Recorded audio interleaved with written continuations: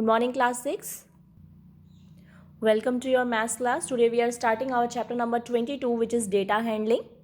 तो देखो बच्चों, the word data means information in the form of numerical figures. तो कोई भी information जो हमारे पास न्यूमेरिकल फॉर्म में हो उसे हम डेटा बोलेंगे. फॉर एग्जाम्पल, आपकी क्लास में मान लीजिए 10 बच्चे हैं और उन 10 बच्चों ने मंथली टेस्ट में कितने कितने मार्क्स ऑब्टेन करे हैं उसको यहाँ पर शो किया गया है. तो 10 बच्चों का रिकॉर्ड यहाँ पर बताया गया है. तो we call it the data related to marks obtain by 10 pupils मतलब students of a class in a monthly test. Next है the age of 12 teachers in a school.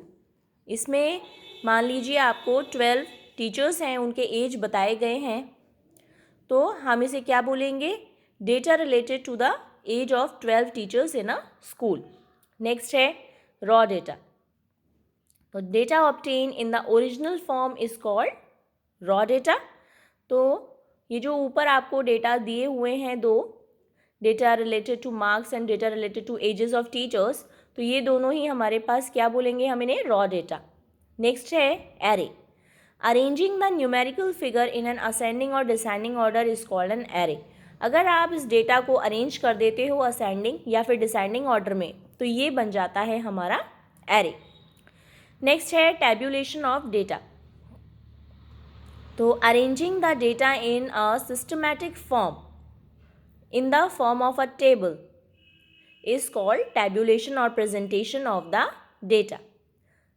तो किसी डेटा को टेबल फॉर्म में अरेंज कर देना कहलाता है टैब्यूलेशन या फिर प्रेजेंटेशन ऑफ डेटा. नेक्स्ट है ऑब्जर्वेशन. तो each numerical figure in a data is called N observation. तो डेटा के अंदर जो भी न्यूमेरिकल फिगर हमें दिया हुआ है तो इंडिविजुअली हर फिगर कहलाता है observation. Next one is frequency of an observation. तो कोई पर्टिकुलर ऑब्जर्वेशन कितनी बार रिपीट हो रहा है या अकर हो रहा है उसे बोलते हैं frequency of an observation. Next one is statistics. तो it is the science which deals with the collection, presentation, analysis and interpretation of numerical data. तो किसी भी न्यूमेरिकल डेटा का कलेक्ट करना, फिर उसको प्रेजेंट करना, देन उसको प्रेजेंट करने के बाद उस डेटा को एनालाइज करना एंड देन उससे इंफॉर्मेशन को इंटरप्रेट करना कहलाता है स्टैटिस्टिक्स. ओके, नाउ आपको एग्जांपल्स दिए हुए हैं. तो यहाँ पे आपको 20 फैमिलीज ऑफ अ कॉलोनी. तो 20 फैमिलीज हैं कॉलोनी के अंदर जिनके अंदर उन 20 फैमिलीज़ में चिल्ड्रन का डेटा दे रखा है, मतलब बच्चे कितने हैं उन 20 घरों में. तो सबसे पहले हम इस डेटा को कैसे असेंडिंग ऑर्डर में अरेंज कर लेंगे एंड देन उसको हम क्या करेंगे?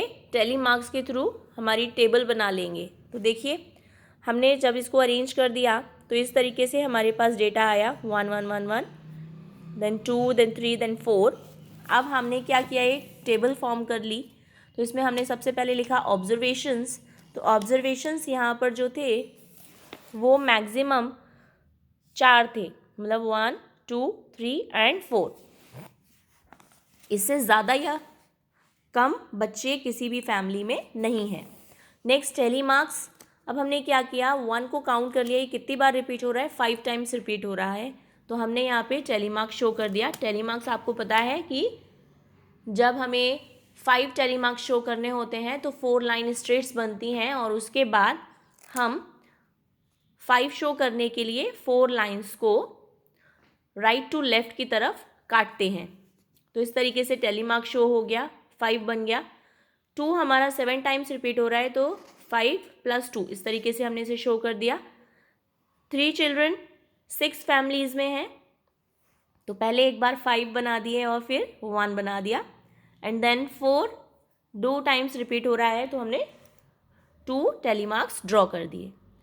नेक्स्ट है अ dice was throne 30 times and the following outcomes were noted. Represent the above data in the form of frequency distribution. यहाँ पर भी आप वही काम करेंगे।